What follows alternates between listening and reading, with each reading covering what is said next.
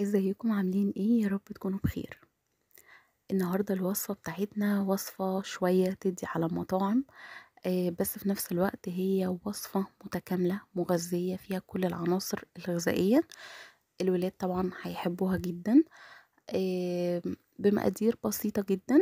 اللي نشوف مع بعض هنعمل ايه. بس بفكركم لو اول مره تشوفوني ما تنسوش تشتركوا في القناه وتفعلوا الجرس علشان يوصلكوا كل الفيديوهات الجديدة. كمان ما تنسوش تشتركوا على صفحتنا على الفيسبوك، بننزل عليها كل الوصفات.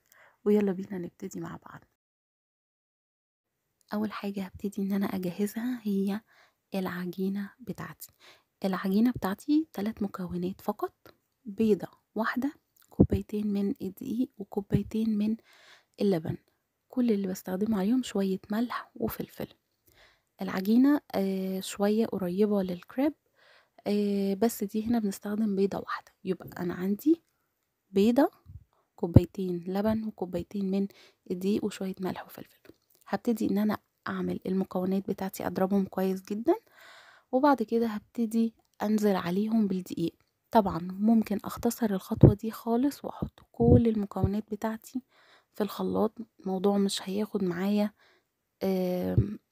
دقايق يعني. على طاسة تيفال بحط شوية زيت صغيرين خالص، مسحة زيت، وببتدي بنزل بالخليط بتاعي.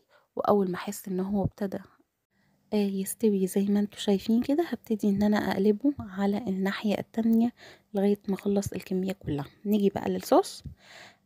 معلقتين كبار من السمنة او الزبدة، يعني زي ما انتوا عايزين، وعليهم معلقتين من الدقيق. كاني بعمل بشاميل بس تبقى الكمية صغيرة شوية. وهبتدي احط كوبايتين لكوبايتين ونص من اللبن.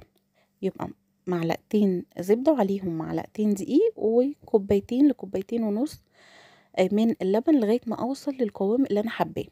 عايزاها جوسي خالص كده وسايبة خالص، هيبقى القوام ده. عايزاها تبقى يعني نص نص كده، هيبقى القوام ده. تمام. احنا عملناها هنا الوسط، ولا سايحة قوي ولا متماسكة قوي. بس كده. عندي العجينة بتاعتي، ببتدي احط فيها اي حشو انا عايزاه. انا هنا عملت لحمة مفرومة وعصاجة وعليها فلفل الوان. تقدري تستخدمي فراخ، تقدري تستخدمي شاورما، تقدري تستخدمي ميكس جبن، اي حاجة انت حباها. وابتدي ان انا الفها بالطريقة دي على 4 كأنها مربع، وهرصها في الصينية بتاعتي. وبعد كده هبتدي انزل بقى عليها بالصوص اللي انا عملته. هرصها كده، احط قطعتين على حسب ما هتاخد الصينية، وانزل بقى بالصوص بتاعي كده، اللي هو زي صوص البشاميل او هو صوص بشاميل. وعلى الوش ببتدي ان انا احط بقى جبنة تركي، جبنة موتزاريلا، اي نوع انا عايزاه، ميكس من الاتنين مع بعض، مفيش اي مشكلة. بعد كده بتدخل الفرن على درجة حرارة 180. واول ما ابتدي اشوف ان وشها كده اصفر شوية واستوت، هبتدي ان انا اولع عليها الشواية اقل من 5 دقايق. بس اهم حاجة ان انا اتابعها لغاية ما اوصل للون الحلو ده. ما سيبهاش كتير عشان ما تنشفش، انا عايزاها جوسي كده وطرية. الوجبة دي وجبة متكاملة جدا، طعمها حلو جدا. يا ريت تجربوها، هستناكم تقولوا لي رأيكم. وبالهنا والشفا مقدما.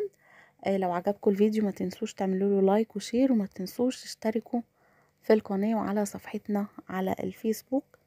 بالهنا والشفا، واشوفكم في فيديو جديد.